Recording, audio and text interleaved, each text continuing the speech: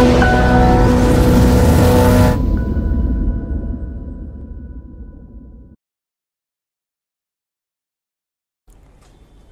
Assalamualaikum warahmatullahi wabarakatuh. Selamat sore. Kami dari Politeknik Bosowa. Kali ini kita akan mengadakan Education Talk bersama Bapak Anton Wijaya yang berjudul Serapan Alumni Vokasi di Dunia Industri. Nah, untuk perkenalan sedikit tentang Bapak Anton Wijaya. Bapak Anton Wijaya ini merupakan Managing Director Bosowa Automotive Group sejak 2022. Sebelumnya pernah ya Pak menjadi Managing Director Bosowa Berlian Motor. Kita sapa bersama Pak Anton. Selamat sore Pak. Sore. Gimana kabar Vero? Alhamdulillah baik. Pak Anton ya. Gimana kabarnya Pak? Juga baik. Gimana rasanya Pak jadi menjabat jadi Managing Director Bosowa Automotive Group? Dinikmatin aja. Oke, ini kita karena kita Politeknik Bosowa Pak, jadi kita punya alumni vokasi, lulusannya Diploma 3. Nah, menurut Bapak, apa pendapat Bapak tentang alumni vokasi? Oke, alumni vokasi itu terutama di bidang saya, di bidang otomotif gitu ya. Kita malah banyak terbantu karena lulusannya dari Poltek itu biasanya jauh lebih gampang adaptasi di pekerjaan yang diberikan. Karena biasanya kalau yang selain D3 atau yang mungkin S1, biasanya mereka butuh text time 3-6 bulan adaptasi dulu tuh. Baru tahu kurang lebih kerjanya gimana, baru tanya atasannya dan segala macam. Tapi kalau yang vokasi nggak nanya atasan lagi Pak? Lebih dikit. lebih dikit. Karena udah tahu kurang lebih. Apalagi dengan magangnya yang mungkin dia udah magang, udah kurang lebih tahu dunia pekerjaan, jadi nggak terlalu kaget. Oh gitu. Kenapa alumni vokasi baik itu teknik maupun non teknik itu dibutuhkan di dunia kerja? Oke. Karena di dalam kita merekrut orang, biasanya kita butuh yang juga cepat, tetapi juga butuh yang bisa adaptable. Sebenarnya kata kuncinya di adaptasi sih. Ya. Diadaptasi, karena kalau misalnya kita yang merekrutnya yang orang yang penuh dengan konsep, biasanya nanti bisa berhasil, bisa enggak. Tetapi kalau orang yang sudah punya adaptasi, paling tidak pernah ngerasain dunianya, itu nggak akan terlalu banyak. Dia hanya akan mengalami adaptasi pada taraf mungkin lingkungan, perkenalan atasan, bawahan, dan juga teman-teman selevel. Tapi pekerjaannya akan lebih minimalisir tuh, gitu. Adaptasinya. Jadi lebih cepat beradaptasi ya, yang alumni vokasi ini. Yes. Menurut Bapak, kalau misalnya alumni vokasi ini, khususnya Diploma 3, apakah posisi apa atau jabatan apa yang bisa mereka lamar Pak? Gitu. Oke, di kita sih bisa ada beberapa posisi starter gitu ya, artinya entry point buat fresh graduate itu hampir semua bisa D3. Termasuk kalau yang saya pernah cerita, kalau posisi kasir misalnya, posisi kasir itu dulu sebenarnya dihuni oleh banyak yang semua jurusan. SMA juga ada Pak ya. Tetapi per 2018 kita khususkan lebih kepada yang bisa akunting, dan kita lebih pilih vokasi. Oh gitu. Ya, kenapa Pak lebih pilih vokasi? Nah itu dia, karena tadi saya bilang adaptasinya lebih gampang. Oh, selain adaptasi itu ada lagi dan nggak? Bisa ada nilai lebih. Jadi kalau kasir itu kan cuma lebih pencatatan administrasi. Kalau orang vokasi, dia bisa kasih kasih nilai lebih. Misalnya pencatatannya lebih baik, pembuatan jurnalnya, pembuat jurnal hariannya, itu akan jauh lebih baik dibanding orang yang dibanding S1. Nah, dan setelah D3 sebagai kasir, kalau dia bagus, maka dia bisa punya karirnya ke depan. Karir ke depannya bagus, bisa jadi admin head di cabang, bisa bahkan masuk ke head office dan sebagainya. Itu keunggulan sih menurut saya yang bisa diinin oleh D3. Oh gitu, jadi memang lebih banyak pengalamannya ya kalau vokasi itu. Iya, apalagi di Politeknik Bosowa itu kita pakai kurikulum 321. Jadi ada 3 semester dulu kuliah, setelah itu nanti 2 semesternya magang di perusahaan dan kembali 1 semesternya itu kembali ke kampus untuk menyelesaikan tugas akhir.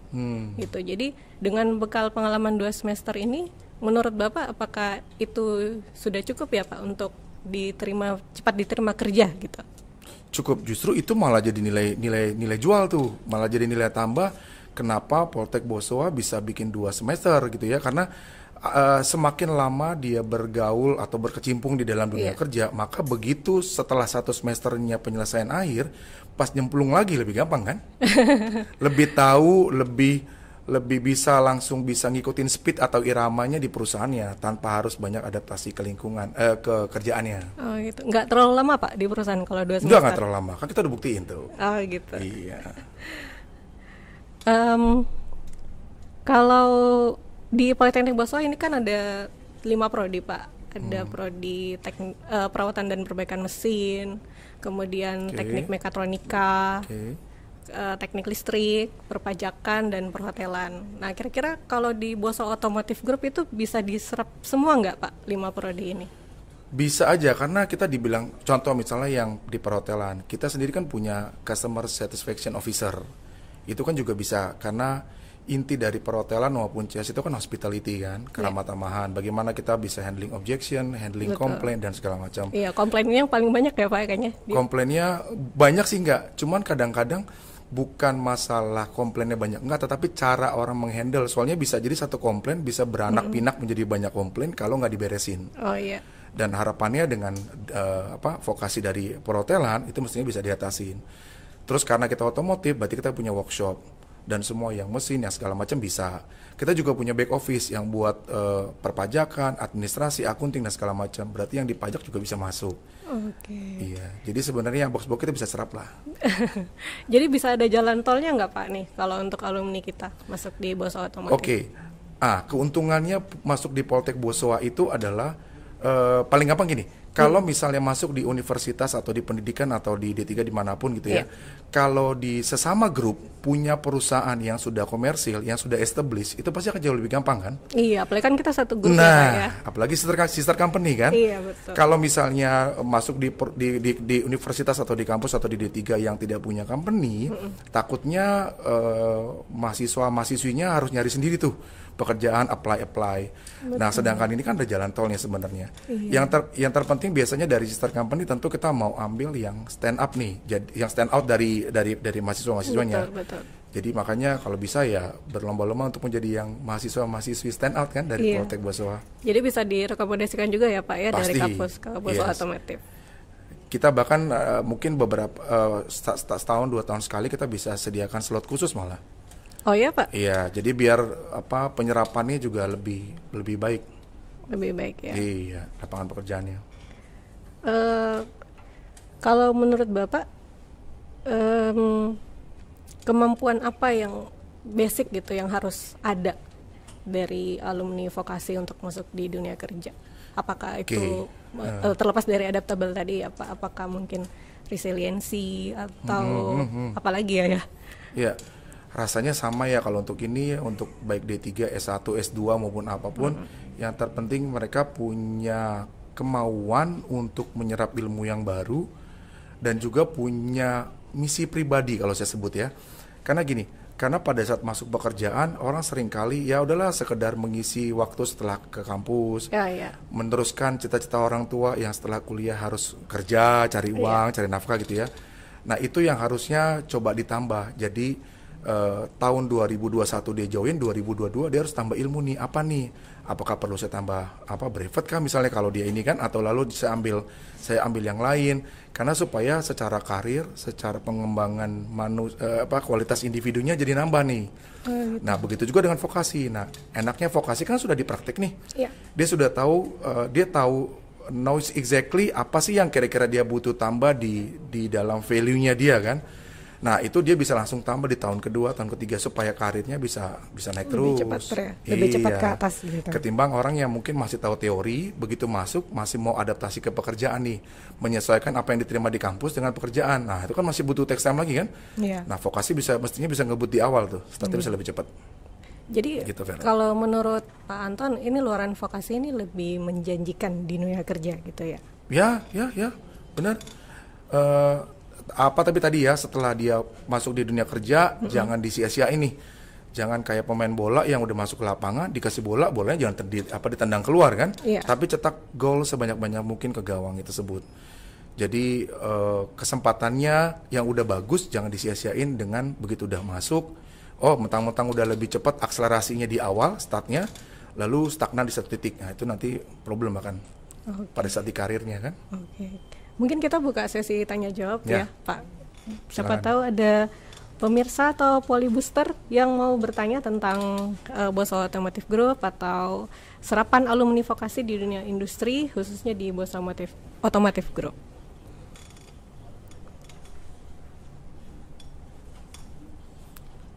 Dan mungkin nanti dikasih hadiah kan? Nanti ada hadiah dari Mitsubishi Motor ya Pak ya? Iya, ada hadiahnya. Kalau tadi saya sempat tengok ada hadiah sebuah Pajero. Oh, no, gitu. Ada wireless charger ya Pak untuk di mobil. Terus ada souvenir menarik lainnya juga. Jadi kalau ada pertanyaan nanti kita jawab. Udah nanya dapat jawaban, kasih hadiah lagi ya. Iya. Ya. Nah, sambil kita menunggu pertanyaan untuk Bapak Anton atau Politeknik Bosowa, saya mau menjelaskan tentang jalur penerimaan di Politeknik Bosowa. Jadi di Politeknik Bosowa itu ada namanya jalur undangan.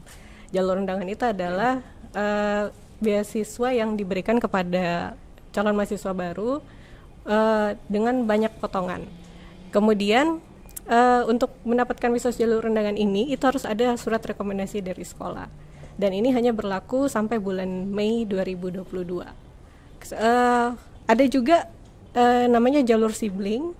Jadi misalnya penonton dari Politeknik Bosowa itu punya saudara yang kuliah di Politeknik Bosowa, kemudian punya lagi saudara lain, itu bisa ikut beasiswa jalur sibling. Nah, kalau menurut Pak Anton, apakah siswa SMA atau siswa SMK itu bisa gabung di Politeknik Bosowa? Bisa dua-duanya kan? Bisa dua-duanya. Iya. Kalau SMA itu kan lebih ke IPA IPS gitu ya Pak. Apakah cocok gitu Pak untuk menjadi alumni vokasi juga? Oke. Sebenarnya semuanya berbalik sih ke si calon mahasiswa tadi. Cuman biasa kalau saya ke ngisi di kampus gitu juga, saya tanya ke mereka pada saat memilih universitas, memilih itu kan semua tergantung budget, tergantung tujuannya, cita-citanya dia sebenarnya mau apa sih. Terus kurang lebih ketiga 5 sampai 10 tahun dia mau lihat dirinya jadi kayak gimana sih. Nah, biasanya kalau yang mereka memilih karir atau memilih supaya dapat kerja, otomatis saya akan lebih redirect ke vokasi. Karena kalau di vokasi cari pekerjaan mungkin lebih gampang ya, balik tadi ya ke adaptasinya, ilmunya udah tahu, dan daya penyerapannya lebih besar. Dan kalau di dalam dunia industrinya kita, baik di otomotif maupun dunia transportasi, kalau yang vokasi itu ngajarinnya nggak perlu terlalu detail ke dalam pekerjaan sehari-harinya. Karena mungkin udah biasa ya Pak. Iya, itu ininya. Iya, jadi di Politeknik Bosowa juga itu kita ada sistem perkuliahan minggu praktik dan minggu teori Pak. Minggu? Jadi ada dipisah minggu teori sama minggu praktiknya. Jadi ketika misalnya selesai minggu teori itu langsung kita masuk ke minggu praktik gitu. Jadi yang sudah dipelajari di teori itu nanti akan di tes kemampuannya mahasiswa untuk di minggu praktiknya. Iya, berarti bisa dicuning ya. Kira-kira temuan di lapangannya sama teorinya sama nggak gitu ya? Iya, gitu. Terus kita juga biasanya mengadakan kuliah tamu. Nanti mudah-mudahan Pak Anton Wijaya bisa berkenan untuk memberikan kuliah tamu di Politeknik Bosowa. Kayaknya ada yang nanya tuh, Fer. Ada yang nanya ya? Mungkin bisa di-pin atau dikasih souvenir ya? Nah, dari Titim Wibawayati, untuk mahasiswa vokasi, skill tambahan apa lagi menurut Bapak yang perlu mereka tingkatkan atau improve? Oke, dari pengalaman biasa yang perlu ditambah skill dari vokasi adalah analytical thinking.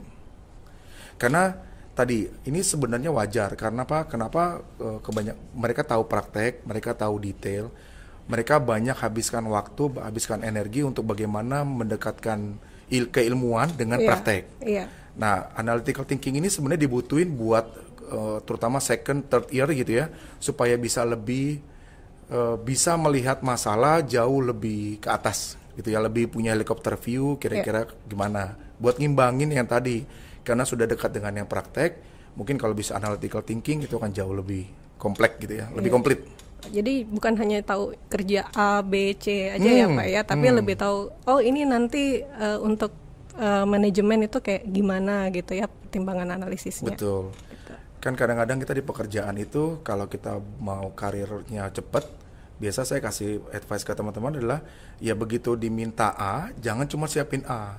Kira-kira dia bakal lari ke B nggak ya? B prepare, betul. Walaupun nggak dikeluarin di awal, tapi disiapin. Iya. Jadi begitu A dan one day di momentum meeting itu diminta, tiba-tiba dia bisa provide, itu kan akan menjadi nilai plus kan? Wah, ini orang bisa mempredik atau bisa nyiapin apa-apa sih yang bisa jadi kebutuhan selanjutnya.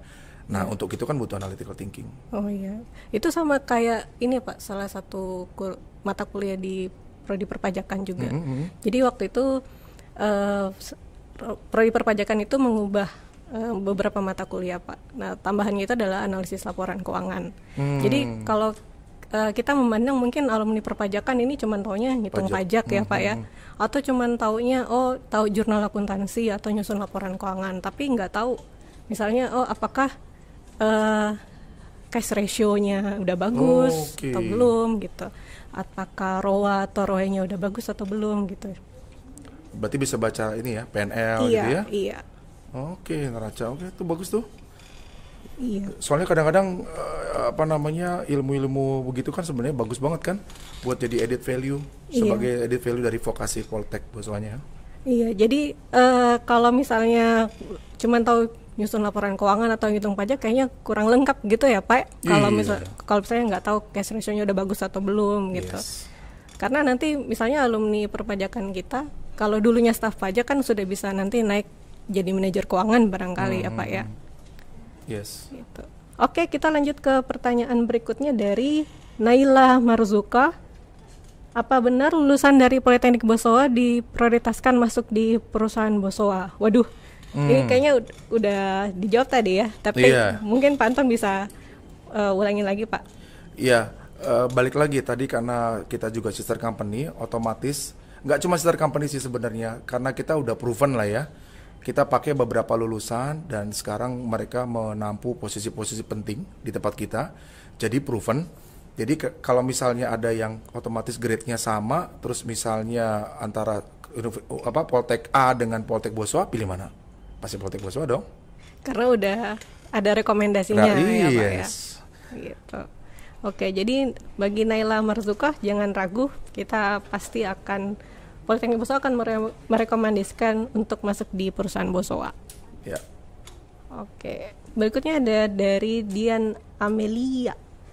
Pak Anton mau nanya, berapa besar peluang kerja di Bosowa Berlian Motor? Oh, ini lebih spesifik Bosowa Berlian Motor lagi nih Pak.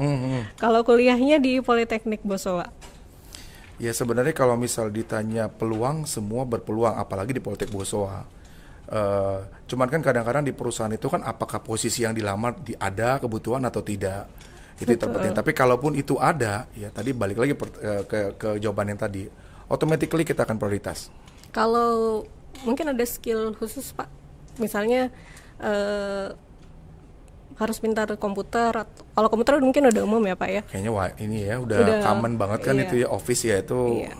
Atau mungkin harus bisa adaptable di desain grafis mungkin.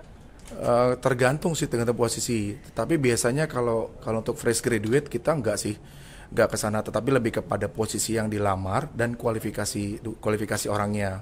Misalnya GPA-nya atau apa IPK ya atau IPK-nya kita paling cuma lihat dari itu. Tetapi kalau misalnya Polteknya atau segala macam pasti akan Poltek Bosowa. Balik lagi kalau kita udah dapat yang proven, kenapa kita mesti coba-coba kan gitu kan? Kalau skill di bidang digital mungkin Pak? Bidang digital kalau bisa ada added value akan lebih bagus lagi. Itu misalnya di kayak gimana Pak? Karena ini, walaupun itu tidak dibutuhkan serta-merta terhadap posisi yang dilamar, contohnya seperti CS. Kalau Customer Satisfaction Officer itu kan cuma lebih banyak report, bagaimana dia mengelola komplain atau objection dari customer dan segala macam gitu ya. Tetapi kalau misalnya dia punya kemampuan digital, mungkin dia bisa mensosialisasikan apa programnya dia dalam bentuk digital tanpa harus minta sama marketing dibuatin dulu. Oh, Itu gitu. kan contoh-contoh simpel. Iya. Jadi kalau memang punya, kenapa enggak? Pokoknya di dalam dunia pekerjaan itu pasti suatu saat apapun skill yang dipunya selain dari primary skill yang dipunya, itu pasti akan kepake kok. Iya. Cuma tunggu momentumnya aja.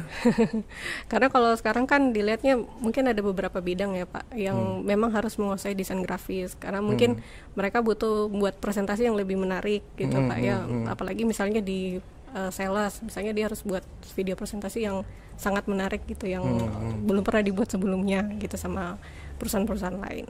Nah itu namanya nilai tambah tuh. Iya. Tuh kalau itu semua begitu pasti keren. Dan mungkin juga informasi tambahan untuk penonton Politeknik Bosowa. Jadi ada beberapa angkatan alumni ini yang sudah diserap di Bosowa Berlian Motor.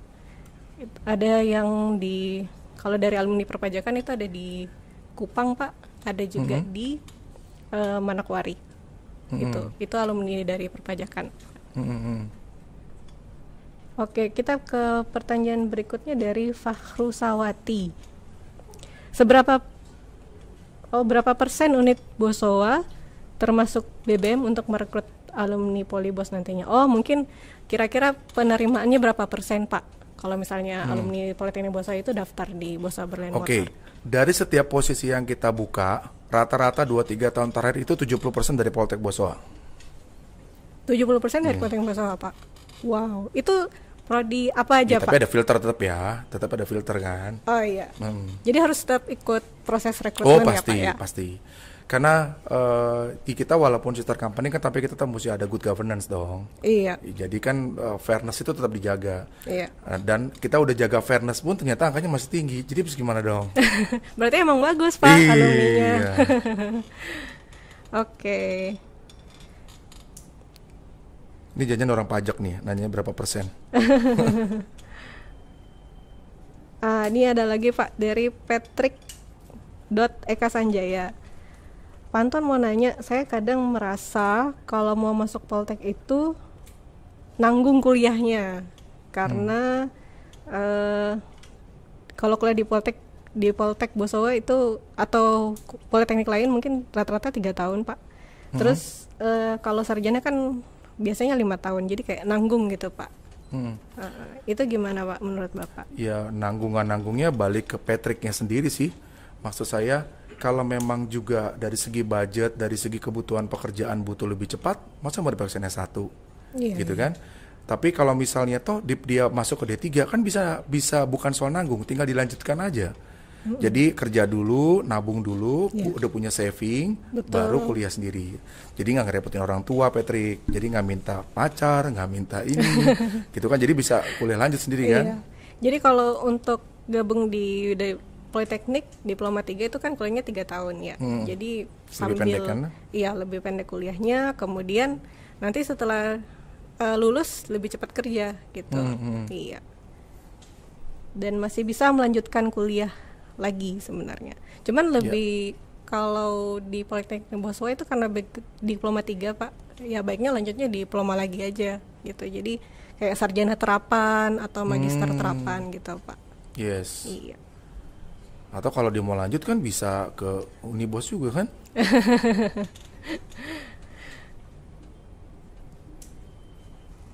Kalau Pak Anton ini backgroundnya dari vokasi juga Pak atau Saya bukan? teknik industri. Oh, teknik industri. Iya. Tapi mungkin udah lama udah magang kali ya sama kerjanya Pak. Waduh, tuh tahun berapa? Saya lulus 2002. 2002. Iya, gitu. angkatan 98. Oh, angkatan 98. Ada persaingan mungkin Pak dengan yang alumni vokasi? Persaingan sih pasti ada ya. Cuman bedanya memang kalau saya malah ingatnya tuh lebih banyak karena ini kan Poltek nih, bicara teknik. Kenapa teknik itu biasanya tadi yang Vero bilang dari IPA IPS masuk ke juruan. Biasanya orang teknik itu lebih mudah adaptasi. Makanya saya juga surprise pada saat saya lulus SMA dari IPA itu malah dapat scholarship-nya yang akuntansi lah, yang begitu-begitu karena ternyata menurut dosen-dosennya kalau teknik itu lebih mudah bisa ngikutin kerjaan. Jadi maksudnya walaupun lingkungan kerjaannya tidak selalu serta-merta sama dengan dunia pendidikannya dia, tapi bisa mencernanya dengan menggunakan logika. Gitu ya Pak ya. Iya. Jadi sebenarnya balance saja ya Pak, sama-sama bisa bersaing gitu. Oh bisa dong, bisa. Kalau di Boso Automotive Group sendiri Pak, apakah kelihatan Pak gitu fast track-nya misalnya alumni vokasi dengan alumni non vokasi gitu gimana? Fast track-nya apakah lebih cepat naik pangkat misalnya yang alumni vokasi? Kita bisa bilang iya, bisa bilang enggak. Karena gini, karena fast track itu semua balik lagi ke kapabilitas si orangnya kan. Begitu dia udah masuk, ya kalau memang kerjanya oke, ya pasti oke gitu kan. Artinya KPI-nya terpenuhi, bahkan bisa melampaui KPI. Tetapi juga kalau vokasi udah cepet, udah tahu prakteknya, tetapi begitu masuk santai, dia juga mungkin kalah sama yang lain kan. Makanya saya bilang tadi sebenarnya vokasi itu sudah diuntungkan dengan start awal sebenarnya. Nah kalau start awalnya udah ada, ya just don't waste it gitu loh. Just fight for it, lalu ya kejar karirnya mau apa. Ada yang pernah bilang sama saya kalau kita bekerja 5 tahun di posisi yang sama, itu artinya kita mengulangi hal yang sama sebanyak 5 kali kan. Kayak kuliah lagi dong. Kayak kuliah lagi kan. Jadi maksudnya ya kalau punya itu ya 2-3 tahun aim untuk naik, 2-3 tahun aim untuk naik lagi kan. Kalau di Boso Automotive Group itu lebih mengutamakan alumni vokasi atau memang sesuai kebutuhan aja Pak? Lebih sesuai kebutuhan, tetapi kebetulan karena kita sendiri juga di bidang retailer, kalau yang untuk khusus di Boso Berlian, berarti otomatis semua vokasinya kita bisa serap, karena memang dari mulai perpajakan, mesinnya, terus lalu ke CS-nya, bahkan di sales pun itu juga kita bisa masuk. Karena mereka balik lagi tadi yang program 321 menurut saya itu oke sih. Jadi 2 tahunnya itu mereka sudah tahu dunia pekerjaan seperti apa. Jadi nggak baper kalau ditegur atasan, karena sudah tahu kan 2 tahun, oh ya dunia pekerjaan emang seperti itu kan. Itu yang sebenarnya keunggulan sih. Kalau perkembangan otomotif grup ini dengan dunia vokasi gimana Pak? Apakah maksudnya sekarang arahnya lagi kemana nih Pak otomotif ini? Paling gampang gini, arahnya baik itu vokasi maupun yang lain dari segi rekrutmen, otomatis kalau misalnya sebuah perusahaan itu berkembang, maka kebutuhannya juga pasti akan naik, kebutuhan manpower. Nah, balik lagi kalau kebutuhan manpower dari saya bilang vokasi itu jauh lebih gampang kita utilize, kita rekrut untuk kita gunain segera dan kita rasain manfaatnya segera. Ketimbang kita perlu harus didik dulu sekian bulan, lalu baru dapatin hasilnya. Apapun itu kan buat company itu sebuah efisiensi kan. Begitu direkrut dia langsung bisa utilisasi gitu kan. Kalau yang vokasi mungkin lebih cepat trainingnya ya Pak ya. Lebih. Karena ya cuman OJT aja, induction program sebentar, langsung sudah bisa diterjunin. Kalau sekarang perkembangan industri otomotif itu gimana Pak? Mungkin bisa jadi gambaran Pak untuk teman-teman. Karena kita ngomong Boso Berlian Motor. Boso Berlian Motor, saya cerita sedikit. Boso Berlian Motor itu adalah authorized dealer untuk Indonesia Timur untuk merek Mitsubishi dan Fuso. Fuso itu truk yang gede-gede, kepalanya orange dan warnanya kuning gitu ya. Ada orange, ada kuning. Terus ada passenger, ada expander, Pajero, L300 dan sebagainya. Nah, kita di 2021 itu kita benar-benar exceeding the target. Jadi target kita mau berapa, kita tercapai kurang lebih 136%. Kalau 136% itu plus 2022 dari segi budget berdasarkan planning cycle kemarin kita naikin lagi sekitar 12%, berarti kan kurang lebih punya gambaran sudah exceeding target, masih naik lagi di 2022. Berarti ekspansinya akan gede nih. Marketnya juga kita optimis akan tumbuh. Makanya itu jadi 2022 nggak butuh kemungkinan kita akan mampu menyerap lapangan pekerjaan lebih banyak, termasuk yang kita andelin vokasi tadi yang 60-70% tadi.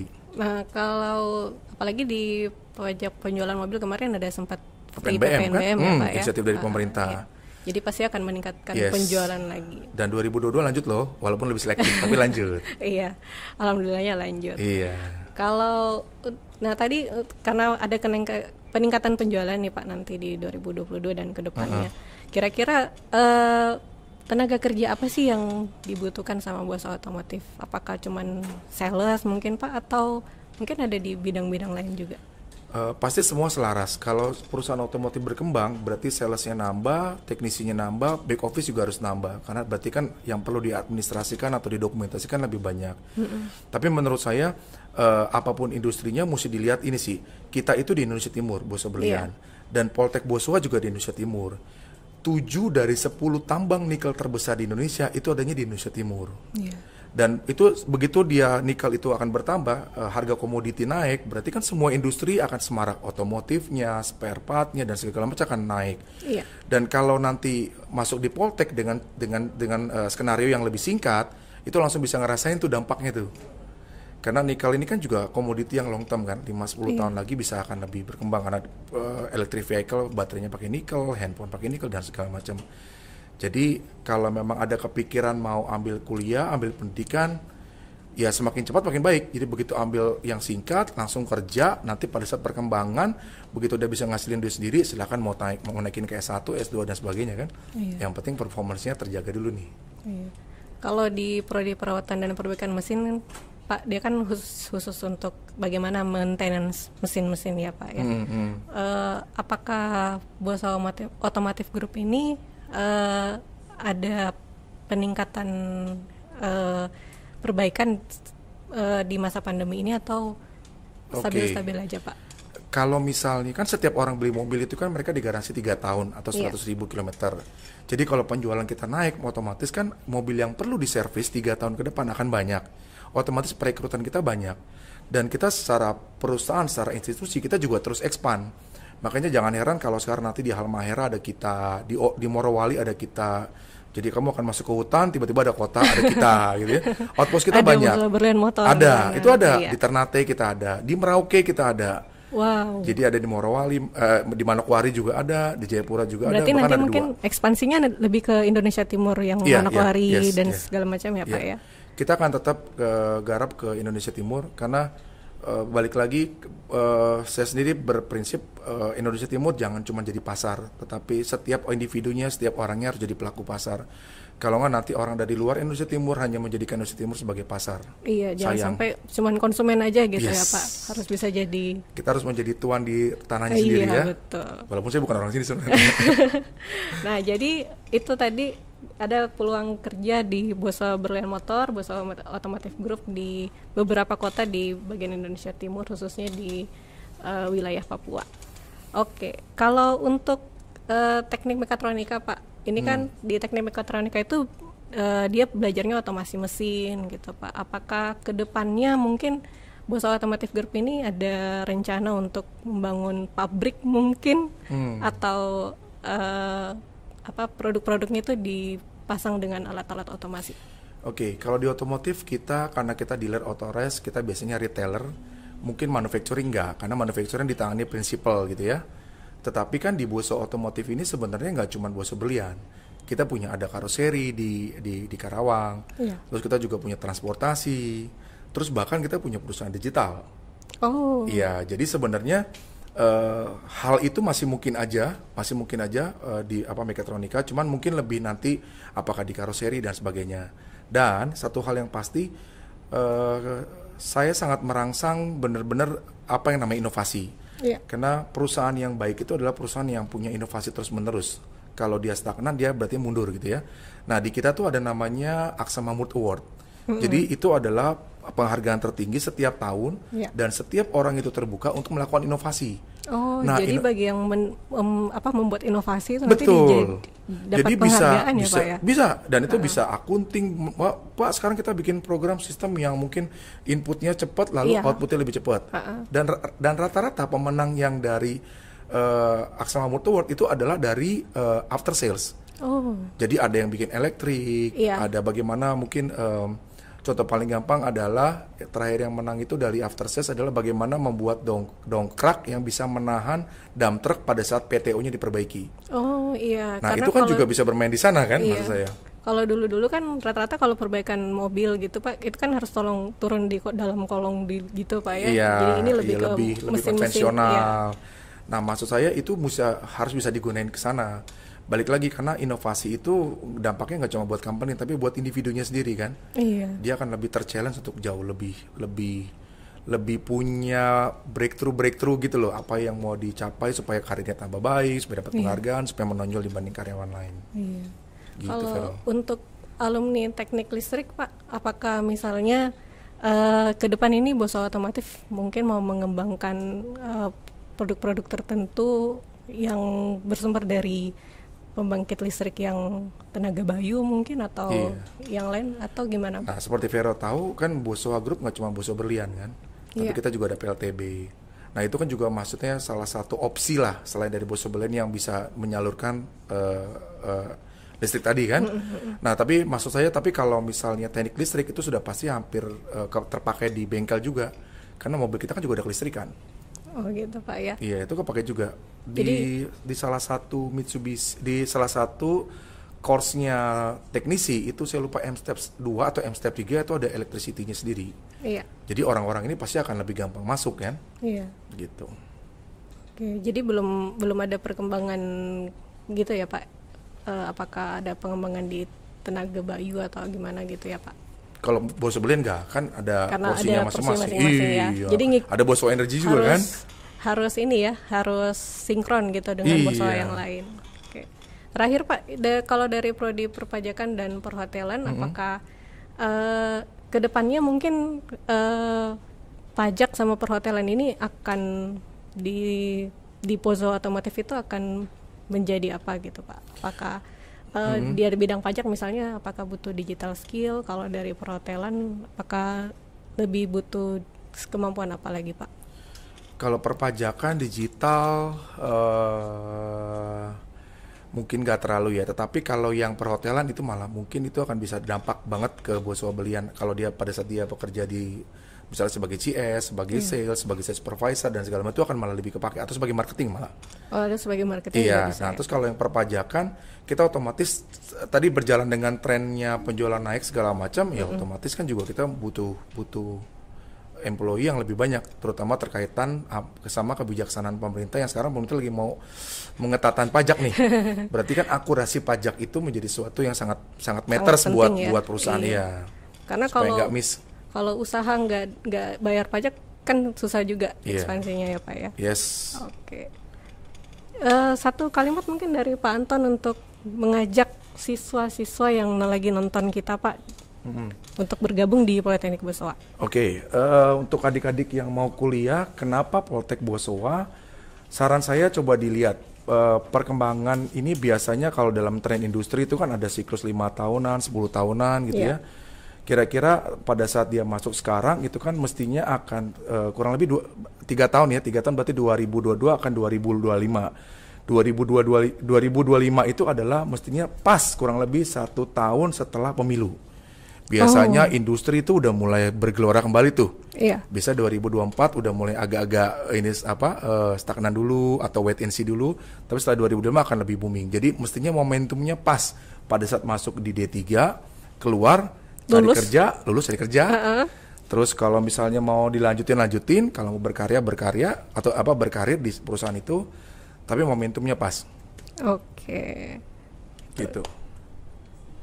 Oke, demikian podcast kita dengan Bapak Anton Wijaya dari Bosowa Otomotif Group. Terima kasih atas waktu dan Oke, sama-sama. Sukses buat Poltek Bosowa. Iya, terima kasih.